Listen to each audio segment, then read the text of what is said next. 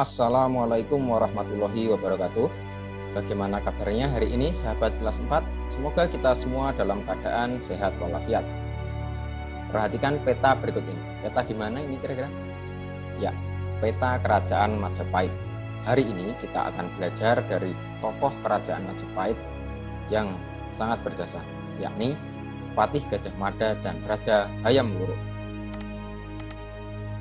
Pada akhir masa kerajaan Hindu-Buddha, muncullah tokoh-tokoh yang membawa kejayaan kerajaan Majapahit. Kerajaan Majapahit dikenal sebagai salah satu kerajaan terbesar di Nusantara. Siapakah mereka? Mari kita cari tahu. Ya, mereka ialah Raja Hayam Wuruk dan Patih Gajah Mada. Gajah Mada adalah seorang panglima perang dan tokoh yang sangat berpengaruh pada masa zaman kerajaan Majapahit. Saat remaja, ia merupakan seorang pemuda yang mempunyai keahlian bela diri yang sangat hebat serta berilmu tinggi. Pada usia 19 tahun, Gajah Mada berhasil menyelamatkan rajanya, Prabu Jayanegara. Oleh karena kecakapannya, pada tahun 1319 ia diangkat sebagai Patih Kahuripan.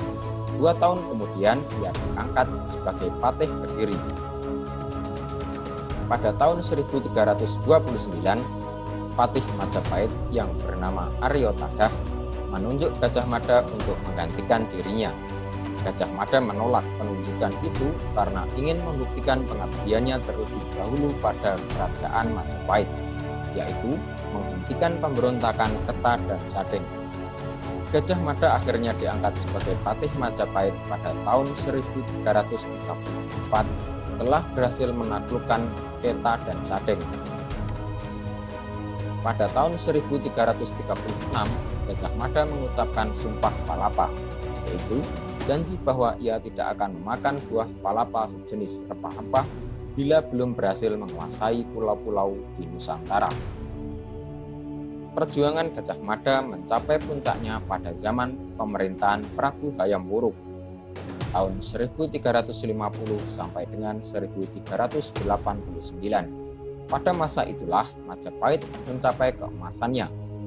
Dari kitab Negara Kertagama dapat diketahui daerah kekuasaan Majapahit hampir sama luasnya dengan wilayah Indonesia yang sekarang. Bahkan pengaruh kerajaan Majapahit sampai ke negara-negara tetangga. Selanjutnya kita diskusikan apa tujuan Gajah Mada mengucapkan Sumpah Palapa, ya, untuk menyatukan pulau-pulau Nusantara. Apa yang diperjuangkan Gajah Mada? Ya, mempersatukan Nusantara di bawah kekuasaan kerajaan Majapahit. Yang ketiga, apa perjuangan Gajah Mada mempunyai pengaruh pada kehidupan bangsa Indonesia saat ini? Jelaskan jawabannya.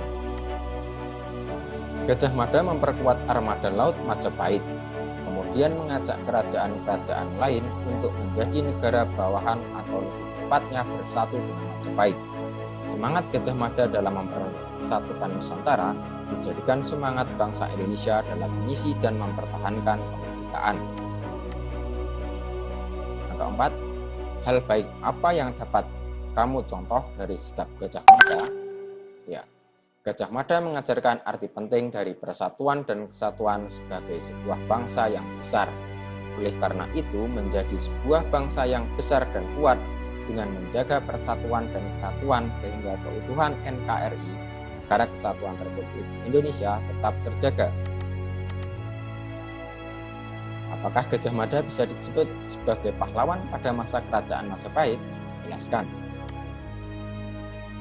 Tentu saja bisa, karena Gajah Mada berperan penting untuk kesejahteraan rakyatnya.